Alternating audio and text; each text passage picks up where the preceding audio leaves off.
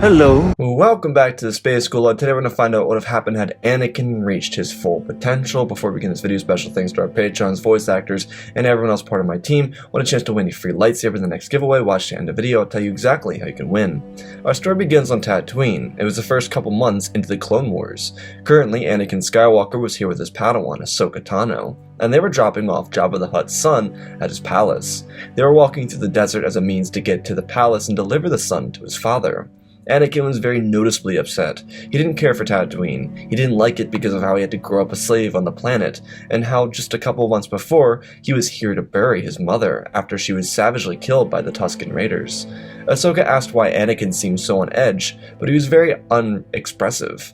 The winds blowing down the Dune seas felt different to Anakin, for whichever reason.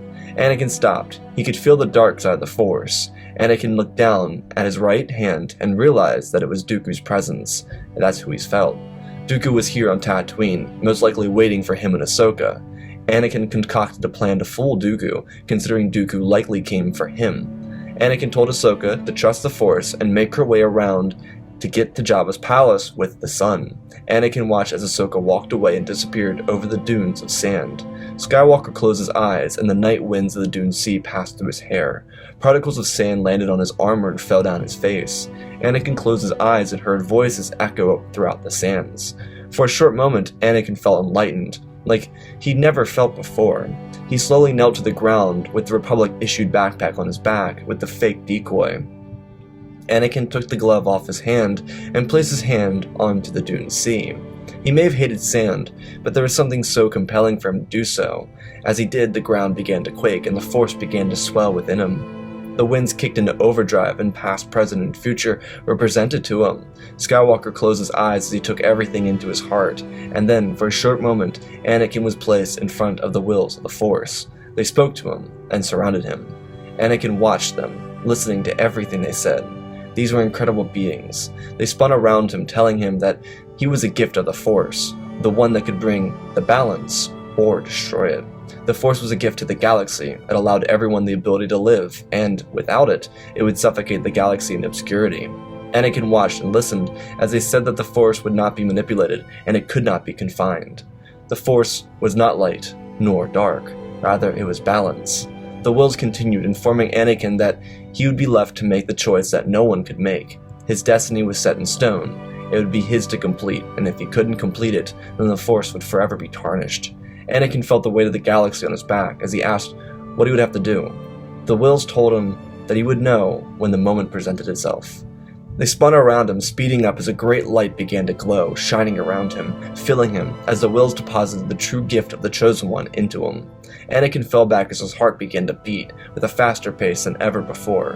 His eyes began to glow, and his entire body became enlightened. He wasn't dead, but he was now one with the Force, free from the biases of the light and the dark.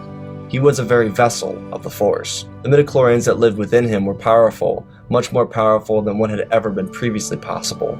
Anakin opened his eyes with a shocking glow, and he saw crimson as a lightsaber coming down in front of him. Dooku snarled, stepping forward with a swift strike to cut Anakin. He was under strict orders not to kill him, but he could wound him. Anakin looked at Dooku and saw the visible shock in Dooku's face when he looked at Anakin. Skywalker didn't realize his eyes were glowing at the moment, as all he saw was Dooku's blade coming for him. Skywalker got onto one knee, trying to get himself ready as he raised his hand. Dooku's blade crossed into Anakin's hand, but it did not damage the Chosen One. Anakin looked over at his hand to see Dooku's blade nestled gently between his fingers and his palm. Anakin was using the Force to hold Dooku's blade in position. Dooku tried to break free from Skywalker, pulling his hand back before falling backwards without his lightsaber. Anakin looked down at Dooku's lightsaber and sheathed it without flinching a muscle. Anakin grabbed a hold of the hilt and clenched his fist, feeling the metallic pieces of the lightsaber hilt blast apart in his hand. Pieces and gears fell into the sandy ground, and Skywalker looked at Dooku's crystal, holding it up and slowly seeing the crimson slowly recede from the kyber crystal, as the once bled crystal turned into pure ice white. Anakin looked at the crystal and dropped it into the ground. Dooku's jaw hit the ground as well. As he looked at the crystal, he bled nearly 10 years before. Dooku stood up, his knees were shaking. Anakin didn't reach for his lightsaber, but he did walk forward. He looked at Dooku and asked why he was who he was. Dooku feared for his life for the first time ever. He backpedaled through sand, kicking it up into his boots. Anakin stepped forward, not reaching for his lightsaber still. Before Dooku could respond, his Magna Guards came flying up the dunes. Dooku called them off of Ahsoka to save himself. They gave Ahsoka a clear path to Jabba the Hutt. The Magna Guards swung down at Anakin. The Chosen One didn't bat an eye. He just watched Dooku get up and run into the desert, tripping over the sands and tumbling down the sand dunes. Anakin stepped forward, and as a Magna Guard struck down, it landed an inch before him. Skywalker reached out with his hand and tapped the droid ever so slightly, and drained the entirety of electricity from it. Anakin felt the shock course throughout his body as he reached his right metallic hand forward, and out from it came electric judgment. Yellow electricity covered the other few Magna Guards as the metallic structures melted in the sands of Tatooine. Anakin grinned, and then felt a disturbance. He made his way to the palace of Jabba to make sure his Padawan was safe. The whole ordeal on Tatooine would take some time to sort out. Thanks to Senator Amidala bailing out Ahsoka and Anakin, there would be no hardship. With everything resolved, the Republic would earn the ability to use the hyperspace lanes in Hutt territory. It would allow the Republic a strategic advantage early on in the war. Though Anakin had a lot of personal discovery he had to deal with, he didn't know what awoke within him, because all he knew was he asked Dooku the question on instinct. Anakin had no intention of asking Dooku the question himself. If anything, Anakin would have killed him right there and then. It would have been more useful for the war effort. Anakin had to at the very least acknowledge that there was something different about him now. He felt different. He felt enlightened in a way. He wasn't a different person by any means, but his perception of the war, the galaxy, the Force, and everything within him changed. While leaving Tatooine, Anakin had some time to talk to Obi-Wan. Anakin would firstly sit down with his master and explain what happened to him in the desert. Obi-Wan was genuinely surprised by this, because truthfully, he'd never heard anything like that before. Obi-Wan talked with his former student for a short while, before suggesting that he take his discoveries before the Jedi Council. Anakin paused for a moment. He told Obi-Wan that they wouldn't understand, expressing he could feel it through the Force. This feeling he had was allowing him to tap into every action they might choose. Anakin told Obi-Wan that it was a bit startling, but it's why he came to him first, under the presumption that Obi-Wan would have a better understanding of it. Anakin continued, telling Obi-Wan about the duel with Dooku, telling him he could do things he never dreamed of doing, and when he had a moment to kill Dooku, he paused, not hesitate, but rather in a respectful way, instead of trying to kill him, seeing that there was potential for Dooku to return from the dark side of the Force.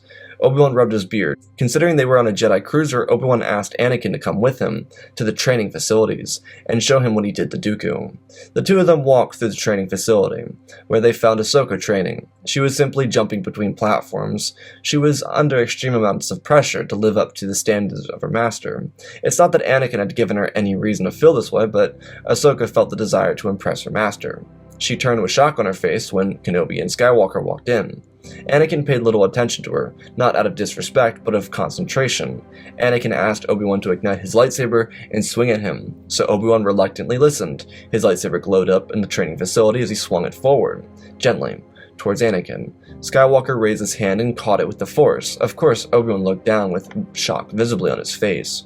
Anakin expressed that it wasn't long after that he shot lightning from his hands, though it was yellow lightning, not something that you'd see from Dooku or any other Sith. Ahsoka looked at Anakin and watched in awe as her master closed Obi-Wan's lightsaber without pressing the ignition switch. Anakin confessed that he also broke Dooku's blade, and with his bare hand, he purified the lightsaber crystal that came out of Dooku's hilt. Obi-Wan sighed. He told Anakin that he was the Chosen One, and it was only a matter of time until he would be able to use all the powers that would live up to his full potential.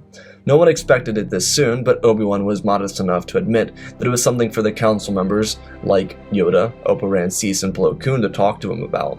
The three of them are the oldest sitting members on the council. Obi-Wan told Anakin that this wasn't something he could guide him with. He continued saying that while he understood Anakin wasn't always fond of the Council's decisions, he should trust them for the time being, because they might be able to help him. Anakin understood and spent the rest of the trip in deep meditation, thinking about the implications of these new powers and what they meant. Skywalker entered a deep meditation and began hearing all the same voices again, similarly to when he was on Tatooine. But now it was slowed down. He was seeing people, he was seeing faces, hearing voices, and everything was beginning to tie together. Not in a way that Anakin could understand, though. There was so much that didn't make any sense to him, because all it was basically white noise with no correlation to the world around him. It was past, present, future, all the above. When they returned to Coruscant, Anakin took Ahsoka to the Jedi Temple and told her that he would be training her momentarily. Firstly, he wanted to talk to the Jedi Council about what happened to him on Tatooine. When Anakin went before the Council, he explained what happened. There was silence. They didn't honestly know how to respond. Purifying a kyber crystal was something they'd never heard of before. Plo Koon asked Anakin if he used Force judgment in anger. Anakin questioned the Jedi Master, not knowing what Force judgment was. When Plo Koon explained that it was yellow electricity, Anakin responded back quickly, telling Plo that it wasn't out of anger, it was on instinct. Plo Koon turned to Master Yoda and expressed that Anakin had likely broken through the threshold that was restricting him from his full potential that he possessed. Plo Koon got up and left the room. Anakin looked for where Plo was going before Yoda took his attention, asking him about everything else that happened on Tatooine. Anakin explained the masks and the voices that came to him. They seemed to be entities of the Force, but they didn't explain who they were or their purpose in the Force. The Jedi looked around at each other. They were very unsure as how to respond to this. Anakin told the Jedi they didn't need to respond with something if they didn't understand. From his understanding, the Force was limitless, and it was contained by those who believed they controlled it. Expressing that the Sith, the Jedi, were shells of the Bendu sage of the Bezique priestesses from Shili, the Aturand, from Undrilion and Dathomir, and witches from, well, Dathomir. All those smaller groups had a better understanding of the Force, but not quite enough. Anakin expressed that there were greater beings of the Force that did actually understand all the possibilities, but who they were he didn't know. The truth is, everyone wanted to manipulate the Force in their own way to achieve their own understanding of the Force. The Council members were very visibly on the edge of their seats, trying to see if Skywalker was turning into a Sith before their very eyes, or if their ancient religion was actually a fool to the Force. Anakin took a deep breath and knelt to the ground in the middle of the council chambers and told them that he could show them if they came up to him and connected themselves to him. A couple of Jedi moved to their feet while the rest sat silently. A moment later, Plo Koon walked in and tossed a lightsaber towards Skywalker, expecting that he would respond to it. The lightsaber was ignited, and without even moving a limb, the lightsaber halted in midair next to Anakin. Plo Koon watched closely as he stepped forward. Slowly but surely, the lightsaber unscrewed itself into pieces and fell to the ground silently. There wasn't anything abnormal about this. Every Jedi had constructed and deconstructed his or her own lightsaber hundreds of times. Anakin then slowly lifted his hands and the yellow crystal began to climb into a purified white crystal. Anakin then used the Force to put it back into the lightsaber hilt and ignited it. The lightsaber lit up the room in a pure glow. The Jedi all looked at it as it tilted toward the ground and sheathed itself before laying down flat on the ground.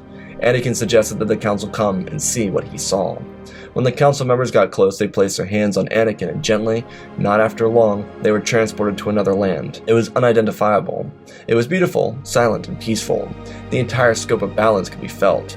Above them were floating platforms of land, with the water slipping down into the ground below. The Force could be very easily seen with light and dark, but only those who felt it understood that the balance that sat in between of it. The Jedi looked forward. In this world they saw Anakin, as if he were the instructor, as if he were their instructor. He sat silently. The voice of Qui-Gon surrounded him, and there was no conflict. Anakin's eyes opened and they were pure white, similar to the color of the lightsaber he had just constructed.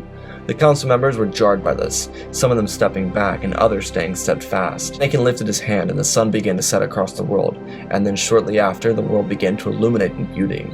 The entire world was made of the Force and surrounded by the Force. Anakin could access it, as if it was a part of his entire body. The Jedi were a little too taken aback as they watched Anakin, and then the world became dark, and their eyes opened. When they went into meditation, the planet of Coruscant was filled with life. When their eyes opened, the planet was destroyed, ripped to pieces. There was no gravity on the planet, and lifeless bodies drifted around, frozen by the coldness of space and adrift with no air to sustain life. Buildings were ripped into pieces, and overwhelming death in the Force could be felt. It sent ripples throughout the council. Voices not belonging to any familiar voice spoke of the end of everything if the Clone Wars were to continue. The Jedi were whipped back around into the present as they looked out and saw a normal Coruscant. Anakin took a deep breath with his eyes closed. He could feel everyone in the room's feelings. They were all distraught, stressed, worried, and somewhere between.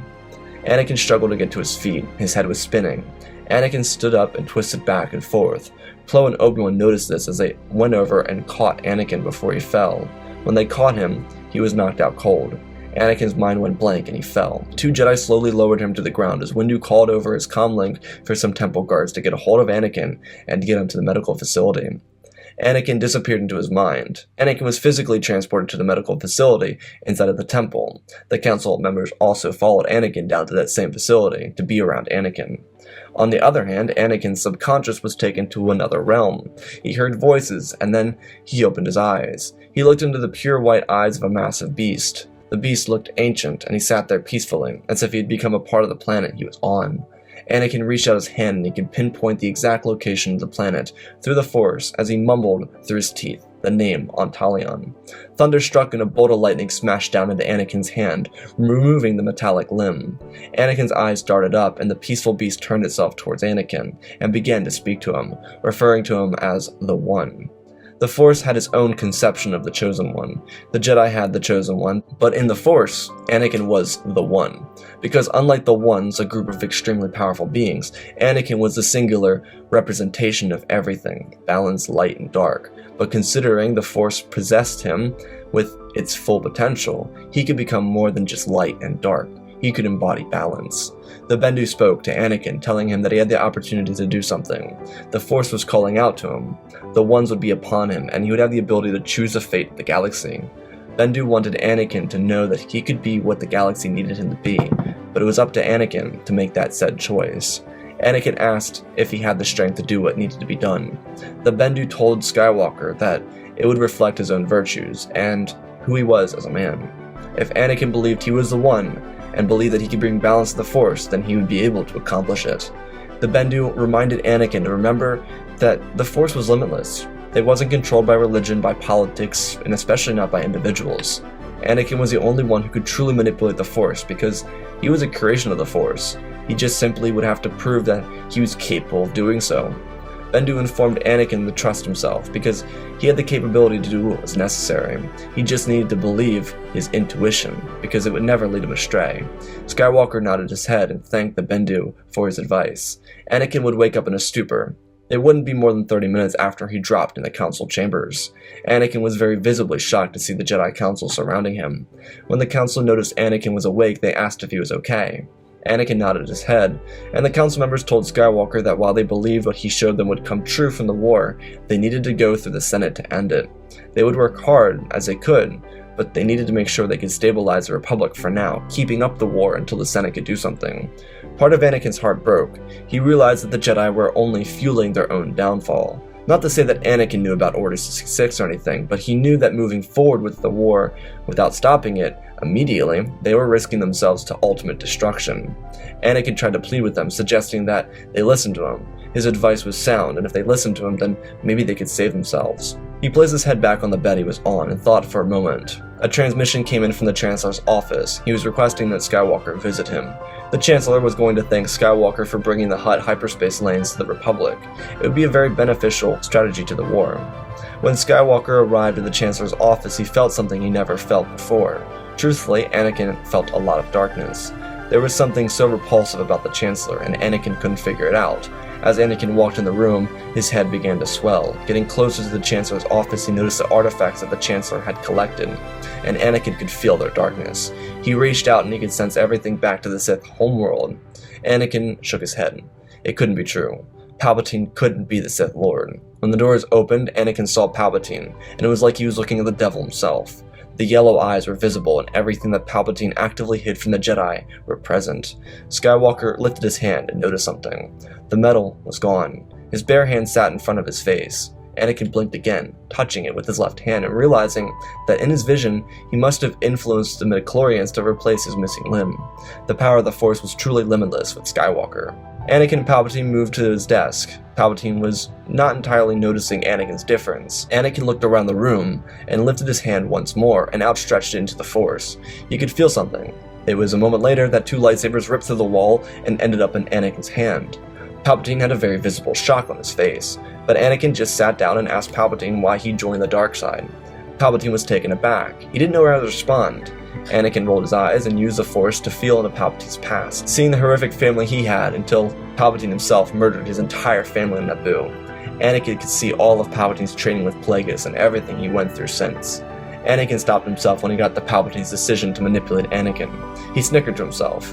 Anakin let Palpatine do his little spiel and waited patiently for the Sith Lord to stop. Palpatine nervously walked through the entire talk of how proud he was of Anakin. When he stopped, Anakin stood up and went over to shake Palpatine's hand. The Chancellor thought this would be weird, but accepted it as a formality, and when he reached his hand out to Anakin, he felt the grip of Skywalker on his hand. Anakin closed his eyes once more and used the Force to steal all of Palpatine's dark energy, redirecting it into a positive light. Palpatine was hit with a shock and tumbled backwards. Anakin looked at Palpatine and said the name Sidious. Palpatine looked around and then at Anakin with confusion, as if he'd never heard the name before.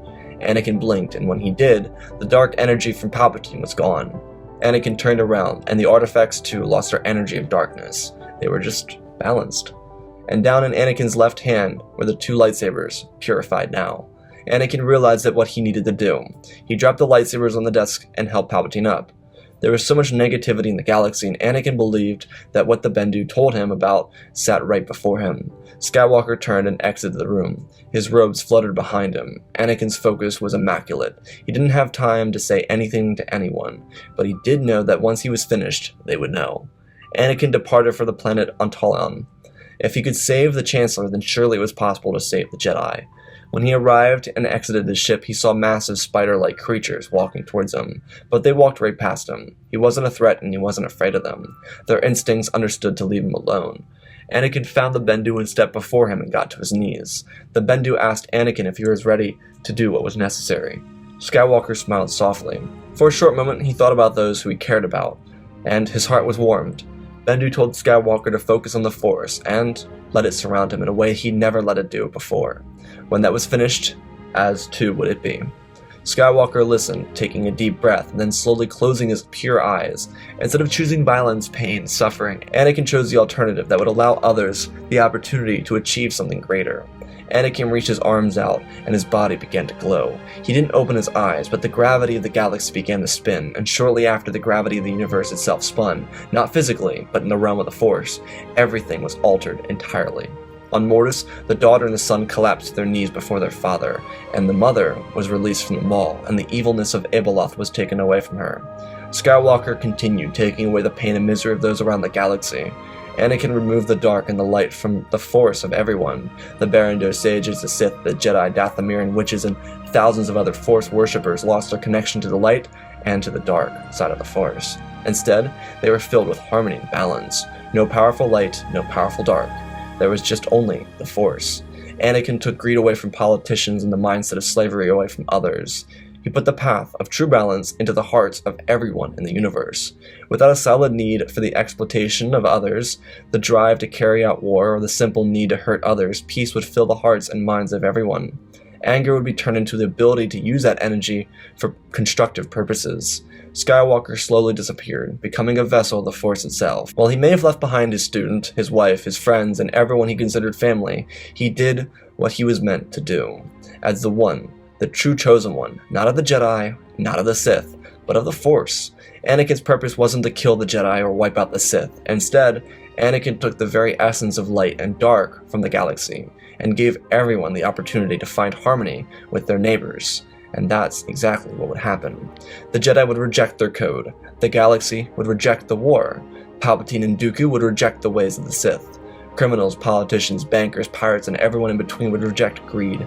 And the Force that lived within every sentient being across the galaxy would enforce a harmonic transfer of the heart into the balance that was the Force that so desperately it called to. Everyone still, with their free will to choose their respective actions, would have the peace of mind that they never had before, that they never shared before.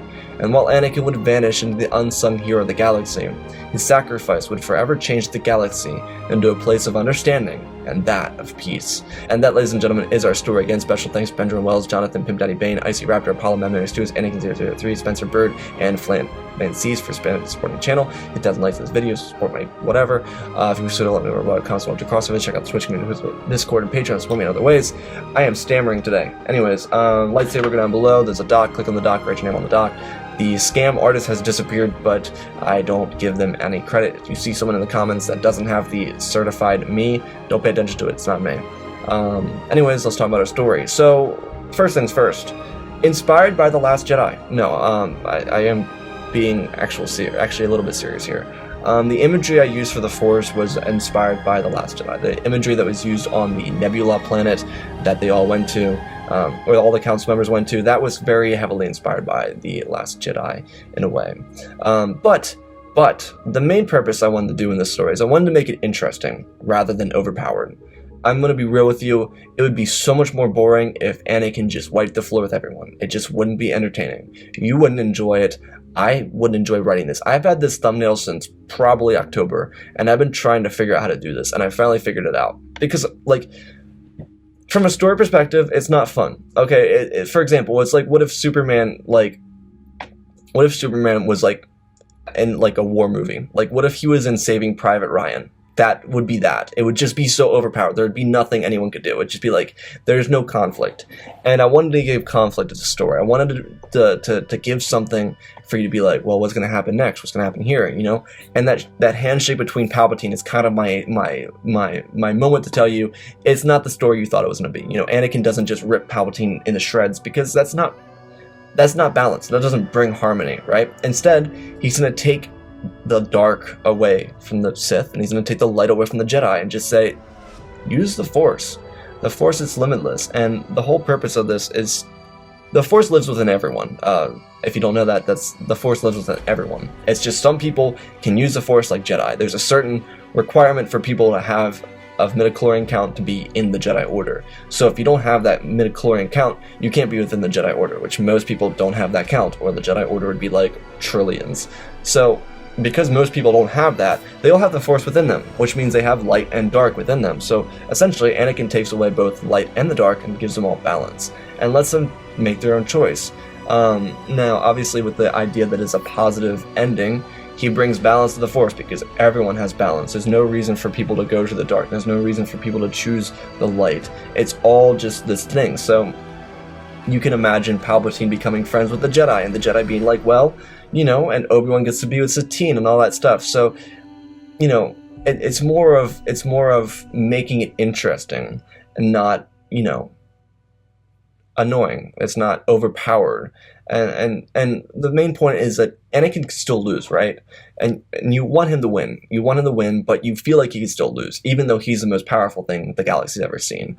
And that was the main thing. He gives a self-sacrifice for everyone to enjoy peace and balance, because that was his entire purpose, to bring balance to the Force. I know I talk a lot about, you know, I don't want to bring balance to the Force in this video. This video was literally about bringing balance to the Force, because it's Anakin reaching his full potential, the entire potential to bring balance to the Force, his entire purpose of being born, to bring that balance to the Force. So now that he has brought that balance to the Force, there's no need for a chosen one, right? He's a self-sacrifice for the galaxy to have balance. And then the true life message in this story is take all, like, the using darkness for benefit, essentially, is taking all that negative energy and using it for something positive. That's something that I believe is, I always try and interweave a positive message in this, something that you can take home, and whether you take that message or not, it's up to you. I put it in every story. I really work hard to make sure that there's a message that you can take home, which is probably why you guys enjoy my stories, because there's something relatable, something for you to actually learn from a story. And sometimes themes overlap, because, I mean, I'm not a movie studio. I don't put up movies every year. I put up videos every day, every other day. So, I mean, some of them might overlap, but my main purpose is to always give a message that you can take home and utilize in your own personal life. And the message from this one is using darkness for benefit, removing. So for example, with Palpatine, it's like he has all this negative energy, and if he takes it away, he can use all that energy for positivity. Because Palpatine's really powerful, right? He's really powerful, but Anakin takes away that darkness. That means Palpatine could be like an amazing chancellor. He could be like this great politician and this amazing Force user, and actually do something good for the galaxy, right? And that was the purpose of that. It's the deeper meaning interlined in this, or the allegory within this. So, otherwise, I hope you all enjoyed this. This one, I'm gonna be honest with you, I've been sitting on this one for months, because I've been struggling with this one. I'm so glad I finally got it done. And I hope you all enjoyed it, because I put a lot of work into this, and as I do with all of these. So anyways, I love you all, spread the love, and always remember, my friends, may the Force be with you.